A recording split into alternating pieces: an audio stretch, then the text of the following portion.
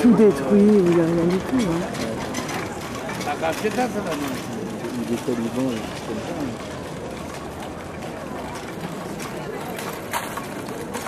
Ah, on va...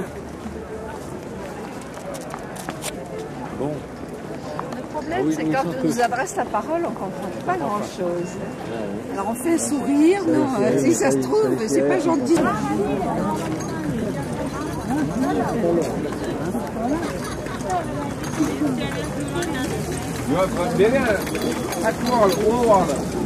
Toujours sur le marché de Tashkent et les jolis étalages avec les jolies filles.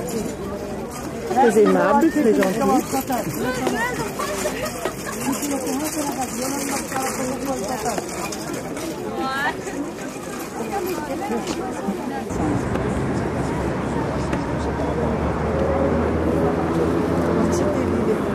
La grande mosquée de Tashkent, elle est nouvelle, avec en face la médersa Kukeldash.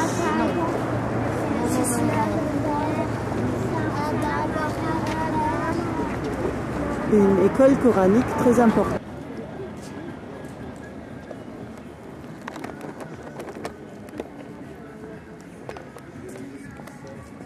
Nous sommes à Khiva, donc on est le 14 mars, devant les fortifications de la ville, qui sont imposantes. Il y a eu beaucoup de travaux de restauration.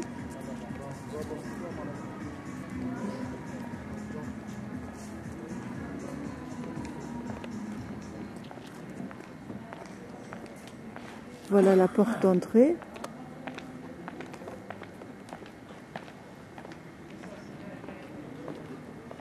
Et les fortifications qui continuent.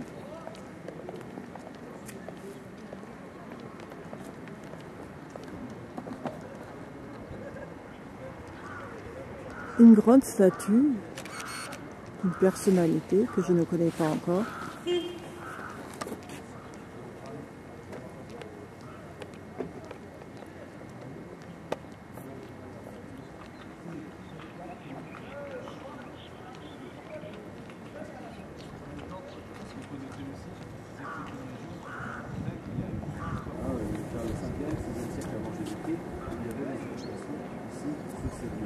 En même temps aussi, c'est une région dans laquelle on a un village privé, c'est très longtemps, 3 jours. Ah bon. Avec ça. Alors on va vers une médersa, c'est ça, derrière là. C'est une école. C'est important. C'est pour ça qu'à Moudaria, c'était, on dit que c'est le gros fleuve, voire dans certains textes que c'est la mer. On revoit la porte d'entrée.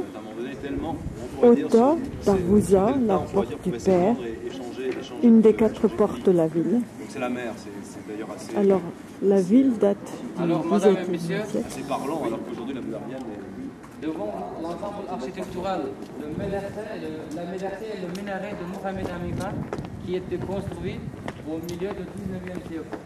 On a commencé la construction de la médersa en 1858 et dans 4 ans, 1855, on a terminé le travail. La médersa, c'est le séminaire où on préparait les moullas. Les moullas, c'est les hommes religieux. À ce temps-là, la médersa de Mohamed Amiban était l'une des grandes médersas de Khiva. Ici, travaillaient 8 professeurs qui professaient la religion et 200 étudiants. Ok. Ça fait Khiva. Oui, oui.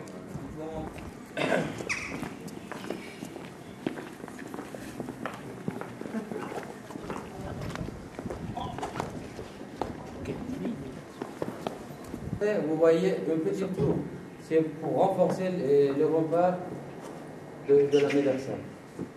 Il faut s'avancer. On peut sortir? Oui, oui.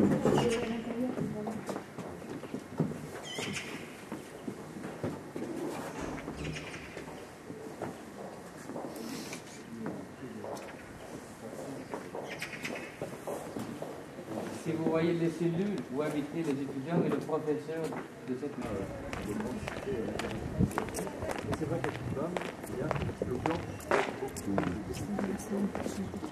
Une autre médersa, probablement, qui se trouve à côté de celle qu'on vient de visiter.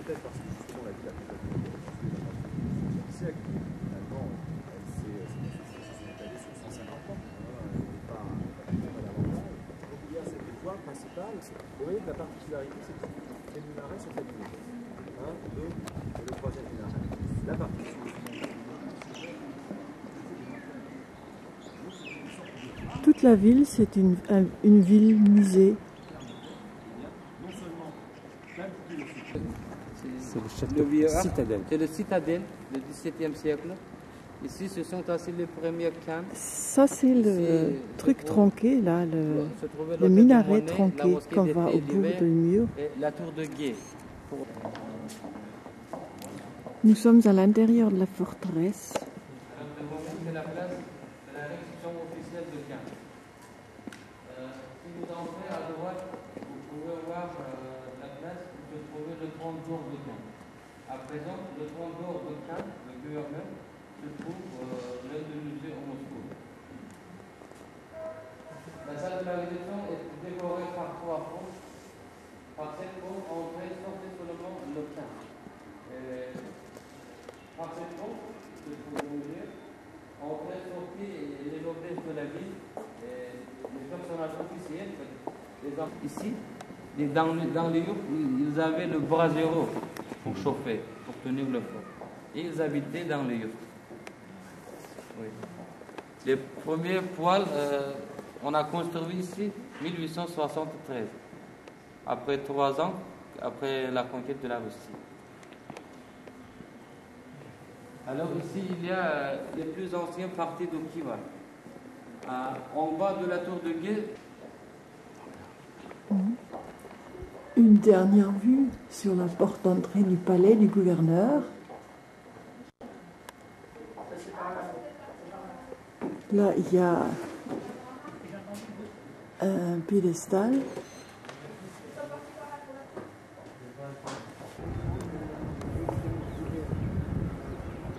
On est dans la citadelle et on a un très beau panorama. Une très belle vue sur les monuments.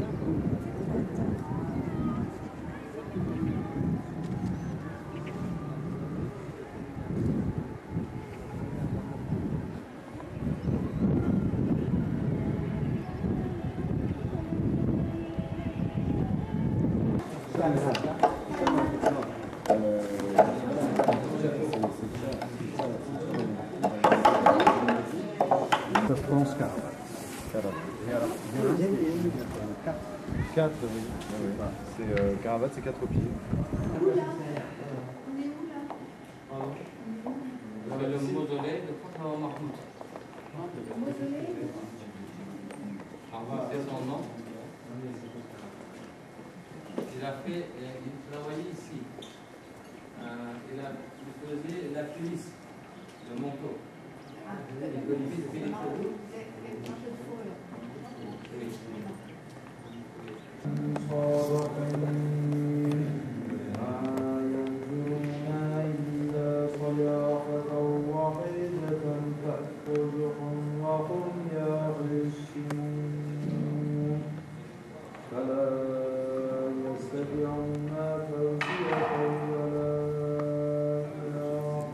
On est à l'intérieur d'un mausolée.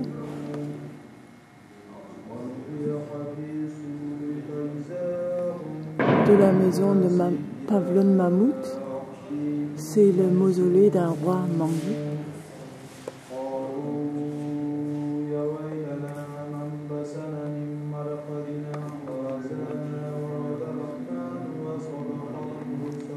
C'est la grande mosquée qu'on voit là.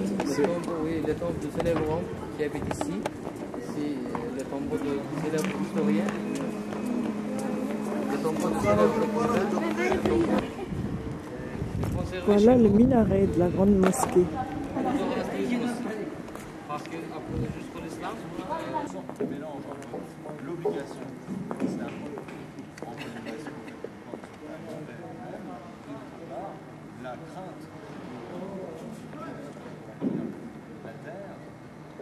57 mètres de haut, ce minaret-là, concurrence le minaret de la grande mosquée.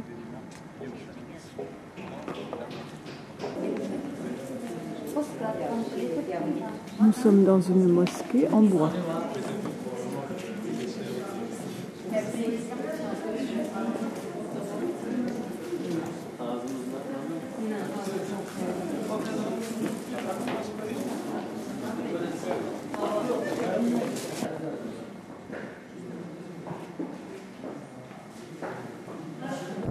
Bien sûr qu'on part. L'esclavage gratuit. Oui, le travail gratuit. Le travail gratuit. Oui. Voilà, on est dans une cour où il y avait la harem. Le khan vivait ici avec ses femmes, légitimes et concubines.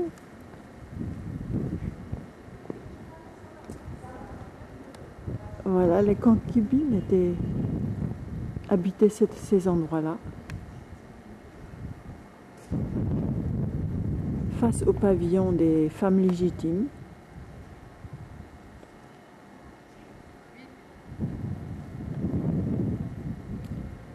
L'entrée du khan avait le plafond le plus élevé, évidemment.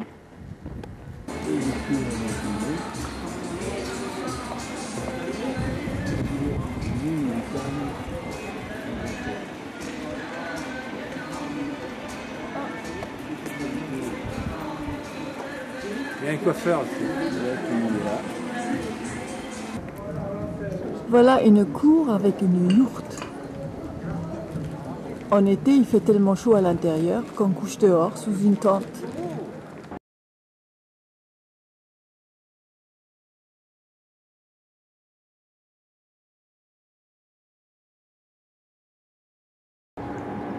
Aujourd'hui, nous sommes à Boukhara et c'est la vue de l'hôtel où on voit, à partir de l'hôtel, on voit la ville distante ainsi que les grands minarets et voilà.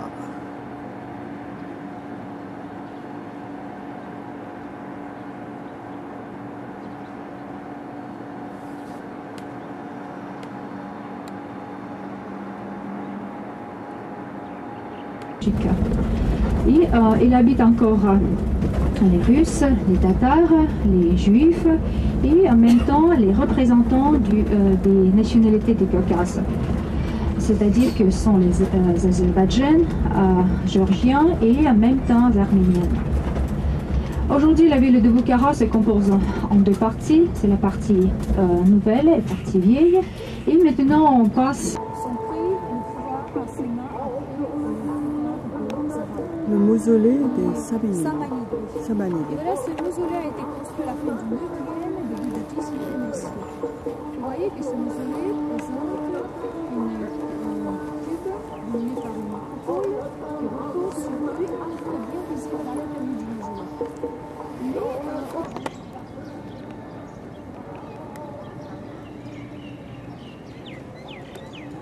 C'est toujours le mausolée des Samanides.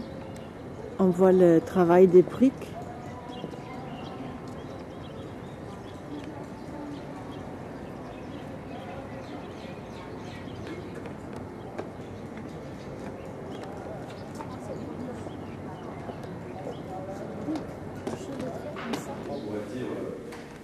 On va dire, de sacré, une forme presque mystique dans les textes, et totalement mystique dans les textes musulmans, tels qu'ils ont été conçus, on pourrait dire, à Bagdad, à partir du 9e et 10e siècle après Jésus-Christ. Donc, vraisemblablement, on peut aussi attacher des significations symboliques à tout cela, mais il n'y a naturellement aucune certitude. Pour le reste, ce qui est intéressant aussi, si on... Des briques qui changent, des roses différentes.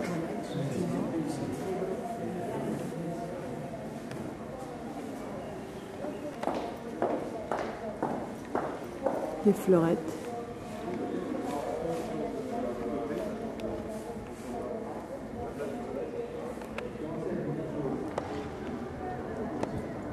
On voit le motif floral à l'extérieur, de l'extérieur.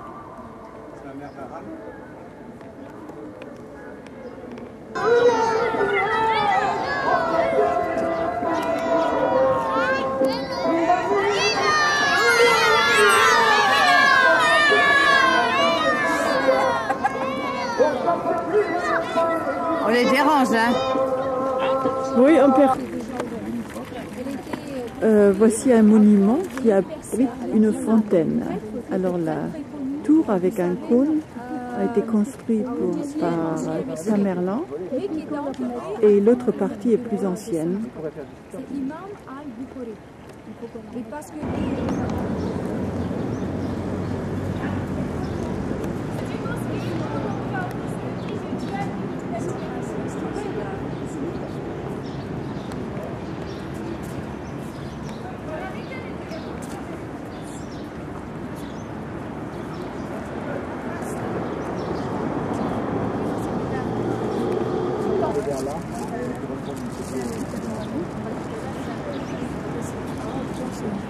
Qu'est-ce que c'est ce bâtiment? c'est une mosquée du 18e, début du 20e siècle. Le nom de la chance. Voilà, le troisième à 5h20 d'après-midi. Quatrième à 7h du soir et 8h30.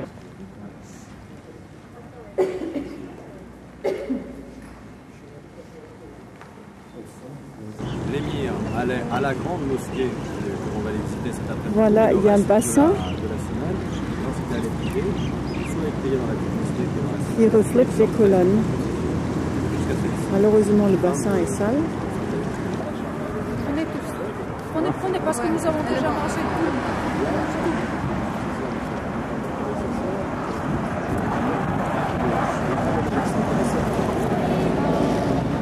Un monument qui se trouve en face de la mosquée qu'on vient de visiter avec les colonnades.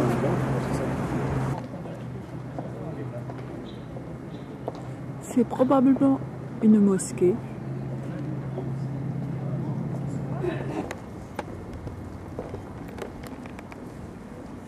Bon, mesdames et messieurs, à l'intérieur de la famille Loresta a été construit 3 mosquées. Aujourd'hui, nous avons une seule qui se trouve en face. On est à l'intérieur de la citadelle. La partie de la terrasse est plus richement ornée et vous avez le palais pour sa victime, en même temps sa mère et les enfants qui étaient avec Un protégé de Nadir Shah.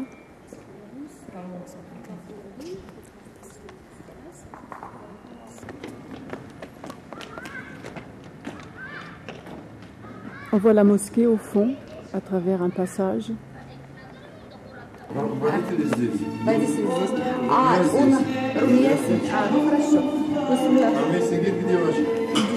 Une table joliment mise.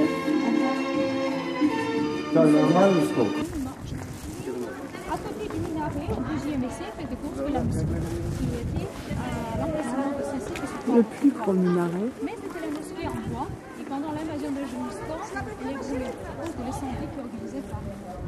C'est pourquoi dans 4 siècles, on reconstruit, mais maintenant en briques cuites. Et aujourd'hui, c'est la plus grande mosquée de la ville de Bukhara où peut placer 10 000 des musulmans. Mais la mosquée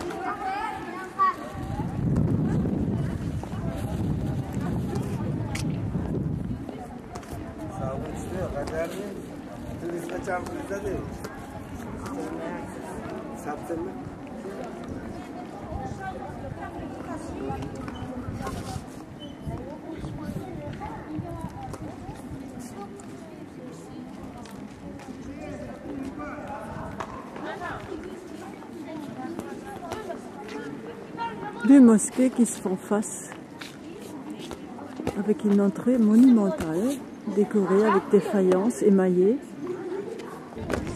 C'est lui, Oudi, qui proposa contre la médersa en étage. Et vous voyez qu'il y a de 2 minarets coupés, c'est 2 tours coupées, qui portent le nom en ouzbek, boule d'asta, c'est-à-dire un bouquet plutôt. Et sur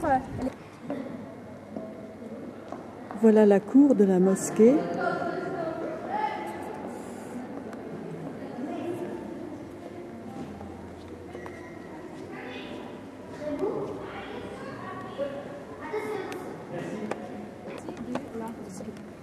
la cour, avec, on peut dire, les galeries du 16e et au début du 20e siècle, on a construit un petit mimbar, c'est-à-dire une chaire qui est présentée par la terrasse à la forme d'octogone, qui se trouve au centre, construit en briques.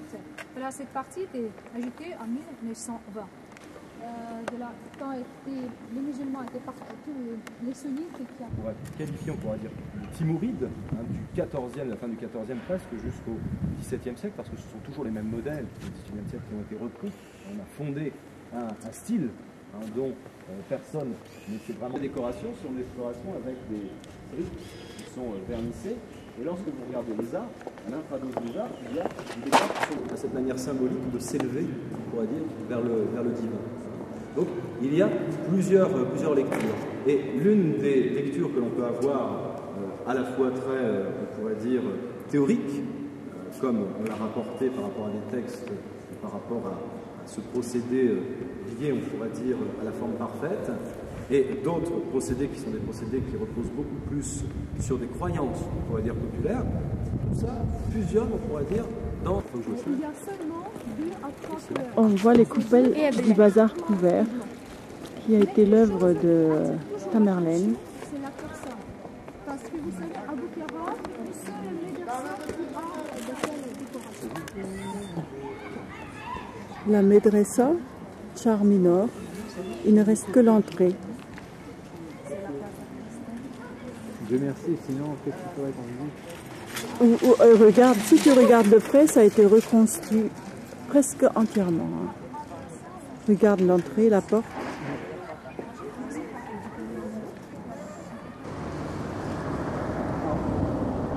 Voilà l'ensemble de Chor-Bakar. Là, un ensemble de médersa, couvent, cimetière, où se trouvent les 4 frères Bakar qui sont venus ici au 9e siècle, qui sont enterrés là, et c'est un lieu de pèlerinage. Ils sont vénérés comme des saints.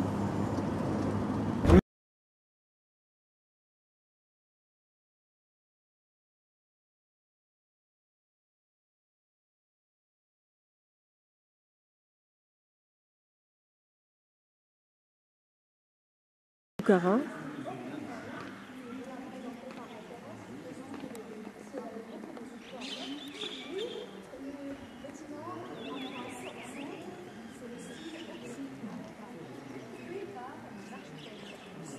À l'époque, le palais se divisait en 2 parties, sur la partie féminine et masculine. La salle blanche du palais d'été de l'émir de Boukhara, du dernier, qui a fait construire ce palais-là en 1911. Travail de stuc avec des glaces, une glace, des glaces. Voilà l'entrée, décorée avec le plafond. Avec des globes. C'est un cadeau de Tartus à l'époque. Et pendant que vous là, c'est... Et l'émir organisait un grand banquet soirée pour les invités. Et à l'époque, il y avait beaucoup de tables pour aussi. Et les palais où habitaient son père.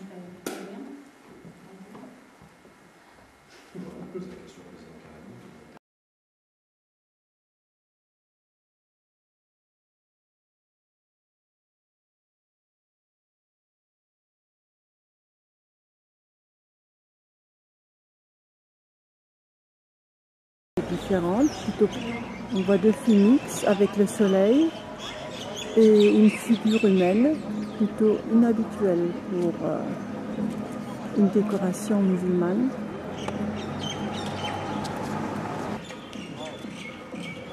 Les cellules se trouvent au 1er étage.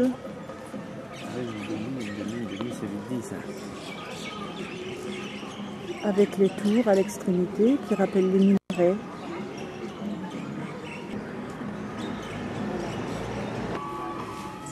Nous sommes à l'intérieur de la médersa, qui à l'origine était prévu pour être un caravansérail. On entre donc directement dans la cour qui est aménagée maintenant comme un café et les sièges.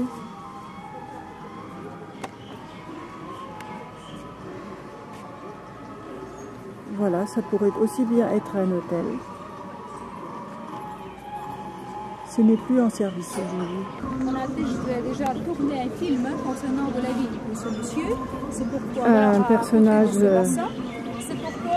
philosophique, humoristique, de tel monument. des poètes aussi. Lui-même. Et c'est un sculpteur, Jacob Shapiro de Tashkent, à l'année 79. Qui est juché sur un âne, s'est moqué des riches.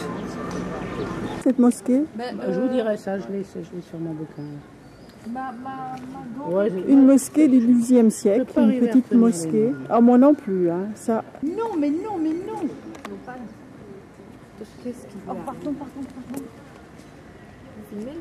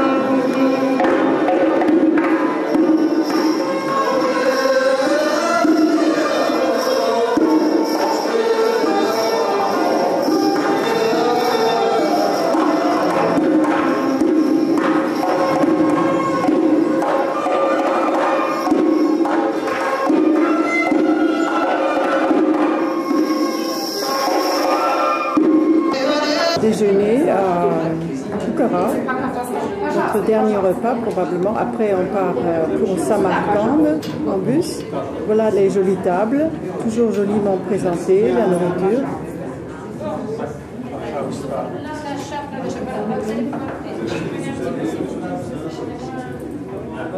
Notre guide au fond, le stuc avec de la glace. Je vois rien là.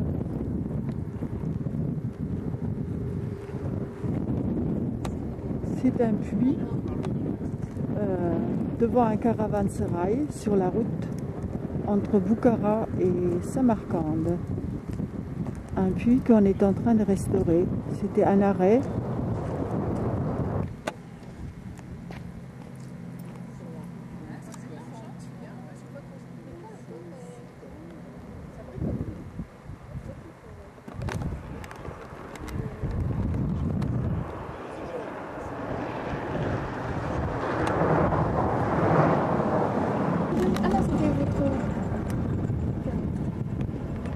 Voilà le niveau d'eau du puits.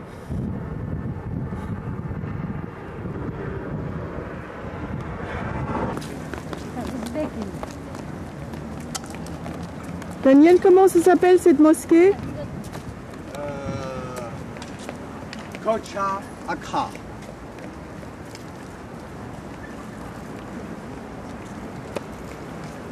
C'est une mausolée. C'est un mausolée, oui. Ça avait été construite sur l'ordre et avec des moyens développés par Nadir Bandeghi, qui était le ministre des Finances pendant la période Ashkahanite, c'est-à-dire la période qui a succédé au Cheikh Bedri au début du XVIIe siècle. Nadir Bandeghi, on pourrait dire que dans son nom, on trouve déjà, en quelque sorte, eh bien, le niveau. On est à l'extérieur de la médersa. En fait, ce n'est pas un tombeau, mais c'est une médersa qui a été construite au XVIe siècle et qui abritait un livre au centre du château. Nous sommes à Samarcande, j'ai oublié de le dire. Voilà, c'est un bâtiment qui se trouve tout à fait à côté de la médersa.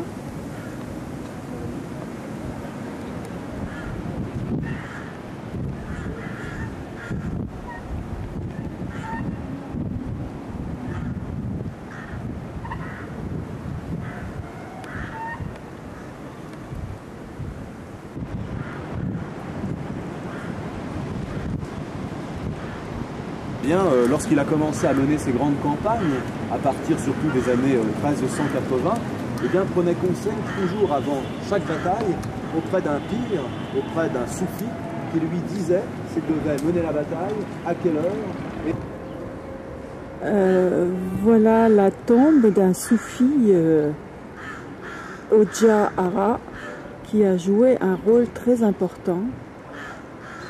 Tamerlan le vénérait et il a joué un rôle très important du point de vue politique. Voilà un plafond dans la mosquée de l'extérieur.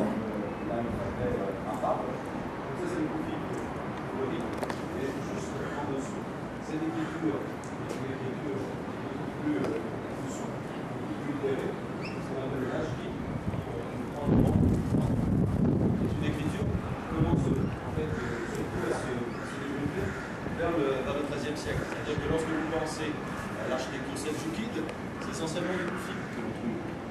L'écriture najdie commence à se développer.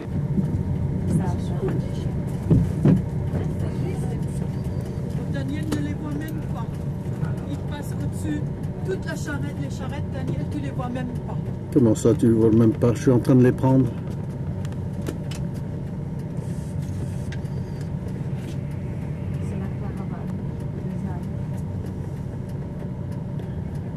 Alors qu'est-ce que c'est? C'est de la paille? C'est la paille. Ah, d'accord. D'accord. Voilà Aksaray, le palais blanc de Tamerlan, avec Tamerlan en premier plan.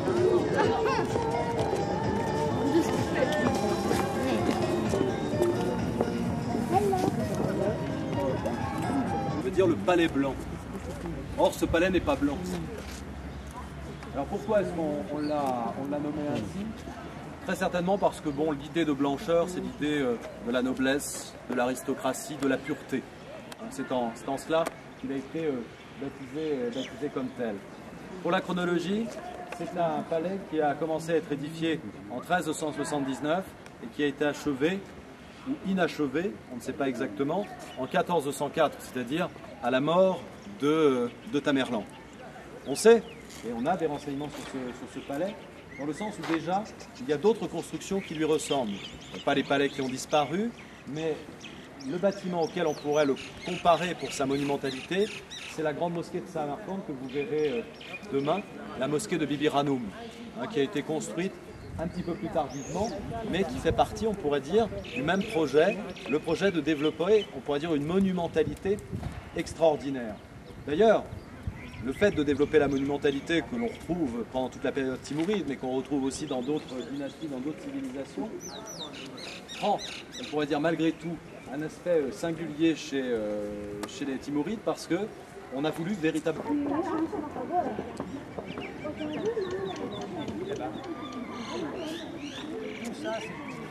C'est l'entraille, quoi. C'était la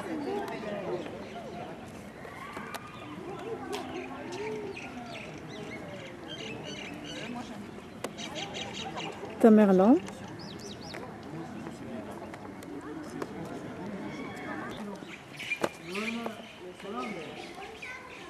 Alors, juste ici, nous sommes dans un complexe qu'on appelle Hazrat Imam. C'est le quatrième ou le cinquième complexe de ce genre que nous visitons. Des vaches, des bœufs, Hazrat Imam, des vaches, des moutons et le mange des bouchées, des parasites.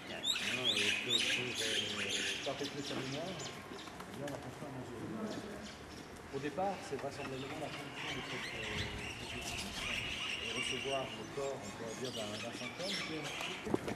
Avec plaisir. C'est quoi le nom La grande mosquée la nécropole de Loubeck. de Chakri Sabz. Ben ça, c'est le nom d'ici. Loubeck, ah ça c'est la Chakri Sabz, c'est le nom de la ville. Chakri Sabz, c'est le nom de la ville, mais Loubeck. C'est le petit-fils de Tamerlan. Il est enterré là? Si vous regardez, non, ici, je sais pas.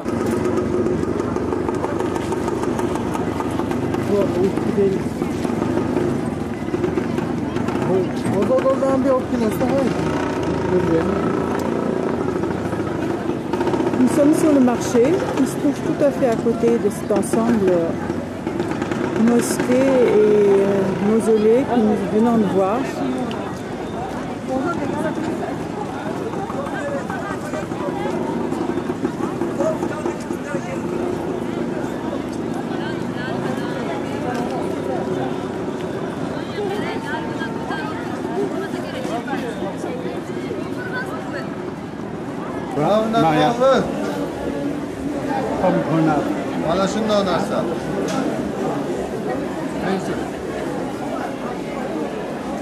Tu en achètes une?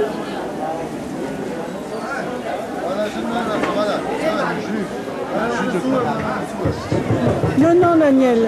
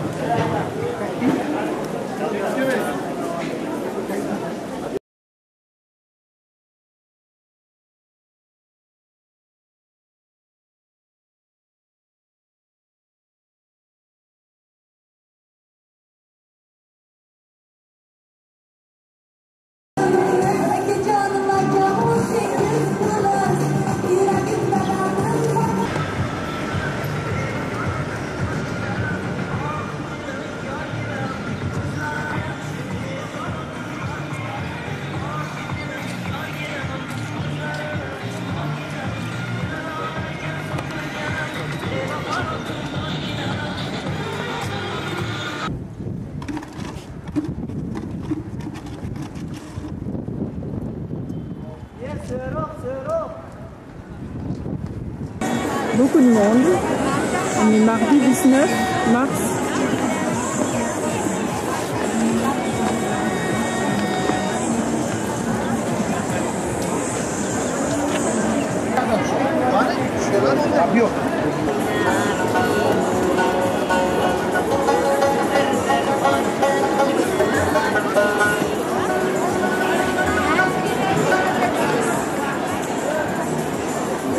Des marchands d'épices.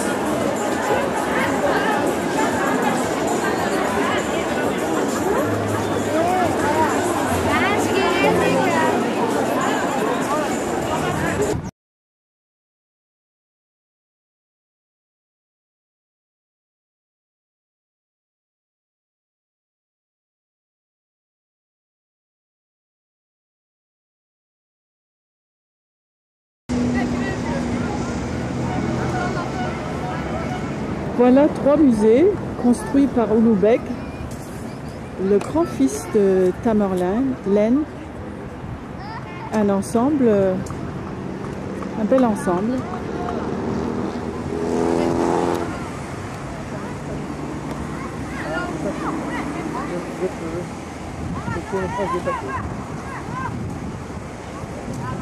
Des coupoles nervurées.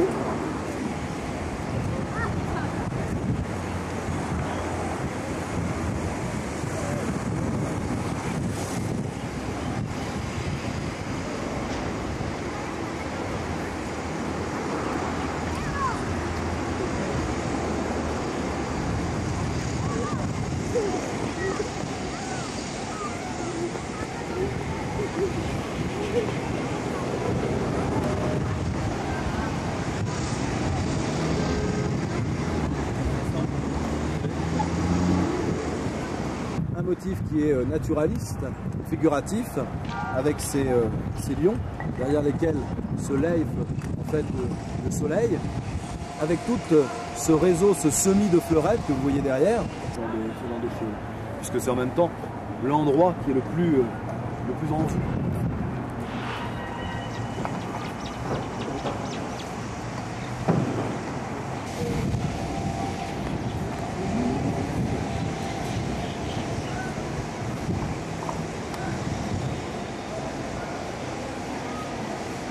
Ça c'est le mirabe de la Médersa ou l'évêque.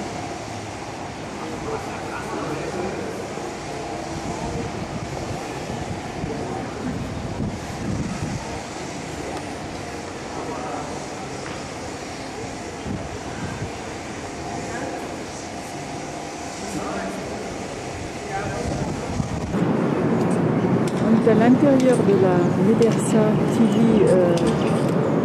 lit quelque chose. Tili, c'est comment Tari.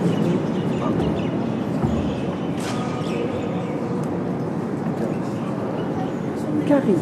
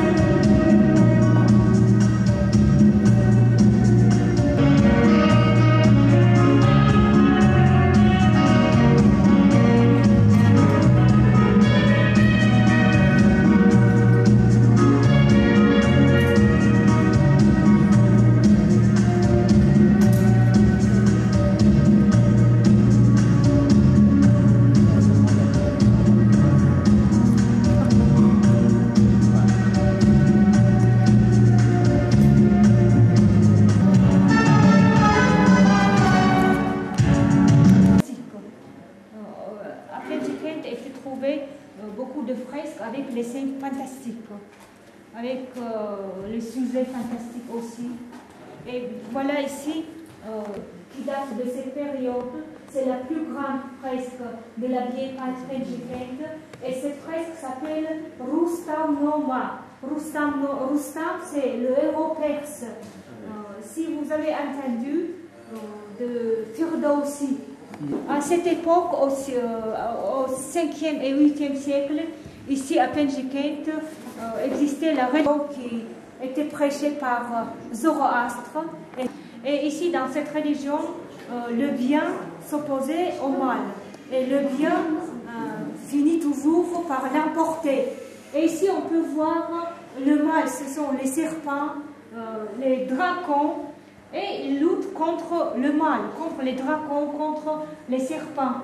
Et c'est la copie, bien sûr, et à l'Ermitage de Saint-Pétersbourg. Comme vous voyez, le fond de cette fresque est bleu, tandis qu'on a vu les autres fresques avec le fond rouge, le fond noir, ici dans notre musée. Dans laquelle, vraisemblablement, on pouvait installer des lits, on pouvait également s'asseoir. Et derrière, les grands cycles de décoration, les grands cycles peints, avec un puits de lumière qui montre aussi qu'on avait affaire, on a voulu montrer qu'il y avait un étage supérieur. Hein. On a vraiment affaire à une architecture qui est extrêmement élaborée. Bon, il ne faut pas oublier non plus qu'on est au 8e siècle après Jésus-Christ. Hein. Parfois on a tendance à l'oublier, mais c'est une architecture qui est essentiellement faite de bois et de briques. Hein. C'est également l'os dont on se sert, mais très peu de pierres utilisées dans la région aussi de Penjikent.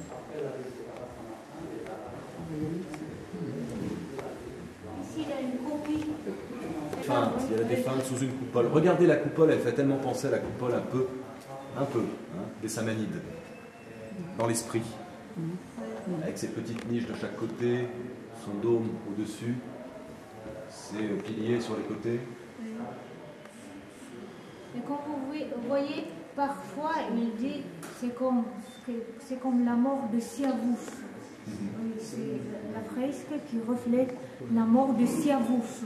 Siavouche, c'est un héros perse aussi qui vient de l'épopée de Ferdowsi. Oui, oui. Et ici, on voit quelques traditions sordianes. Leurs cheveux, oui. Ça vient de Sogdiane. Parce que les musulmans, ils ne font pas comme ça. Quand quelqu'un est mort, ils ne font pas, ils disent c'est le Dieu qui donne et le Dieu prend, oui. Mais ça vient chez nous, par exemple, parce que maintenant, ça existe. Quand on pleure, on s'arrache, c'est comme ça, comme un Sogdien, oui. Ça reste, c'est la tradition qui vient des Sordes. Là, ce sont des canalisations qui ce sont des canalisations qui étaient trouvées aussi dans le centre de la vieille Penjikent. Ce sont les tuyaux. Par ces tuyaux, on a alimenté un eau en 1985. Et le film s'appelle Le destin du poète. Le destin du poète qui raconte de la vie et de l'activité de Roudaki. Ici, vous voyez Ibn Sina, Roudaki et Omar Khayyam. Ce sont les gens, les poètes et les écrivains qui étaient respectés et honorés à la cour des Samanides. Et quelques photos qui racontent de l'expédition de l'expédition anthropologique ici dans le village. Le lieu était un lieu de passage, juste derrière le mausolée des gigantesques nécropoles. On y a installé aussi un complexe, une sorte encore de Saint-Humain, c'était le 17e siècle, le juste sur la droite, et également d'un ensemble au départ qui correspondait en fait à une médersa, une hôtel, afin Abdi Daroum,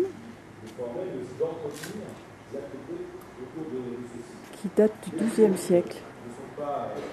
Comme celle que l'on trouvait dans le Khorezm, comme celle que l'on a pu voir mausolée d'après les archéologues, et certains l'ont daté donc du XIIe siècle, qui est un style.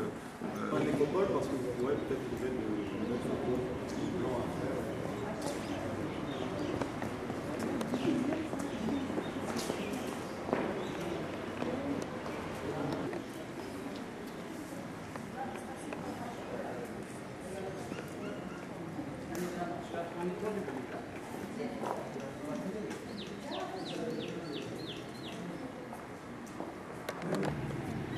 Voilà quelques anciennes tombes.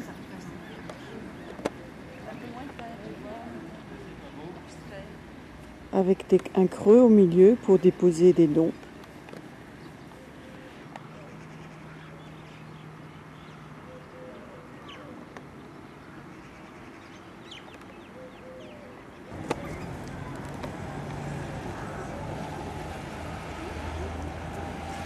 En face, le monument qu'on a visité avant, en premier, un monument funéraire aussi, donc où on a enterré les princesses.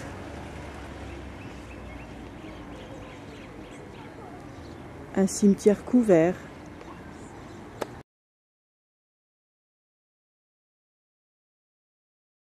Ce sont des pierres récentes et puis ce sont aussi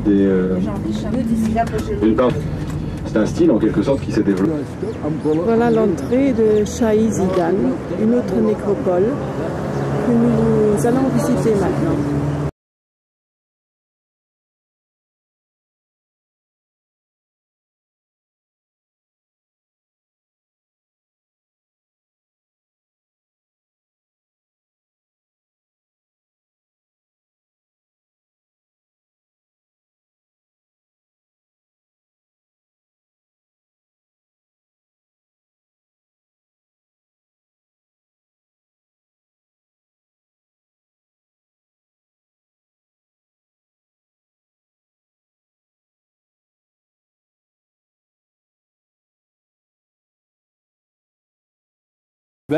Et qui a changé quelque peu l'organisation interne de l'édifice.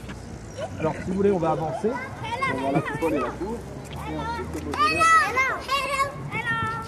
L'entrée principale, le couvent à droite, qui est en ruine, et puis la médressa à gauche, en ruine également. au milieu une cour et derrière donc le mausolée.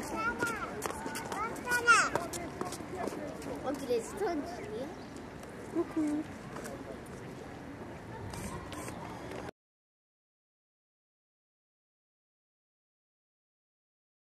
Ulugh a construit un couloir latéral.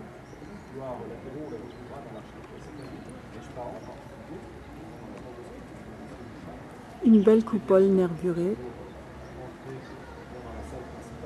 qui change de couleur avec la lumière.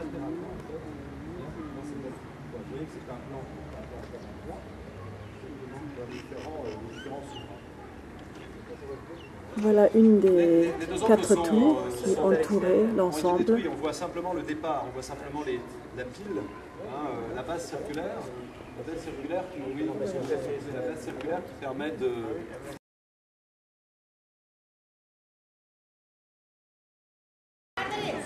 Entrée. Ah bon, merci.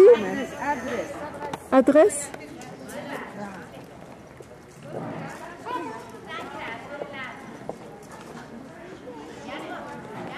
Elle lave, hein?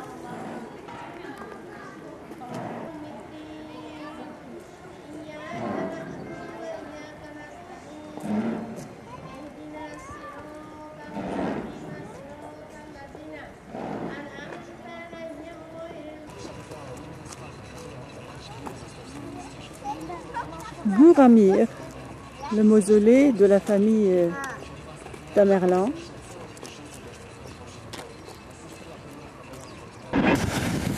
Et puis notre ami, historien, volleyeur, émule de Timur-Lenk d'ailleurs. Surtout ceux qui ont pris un bol d'air.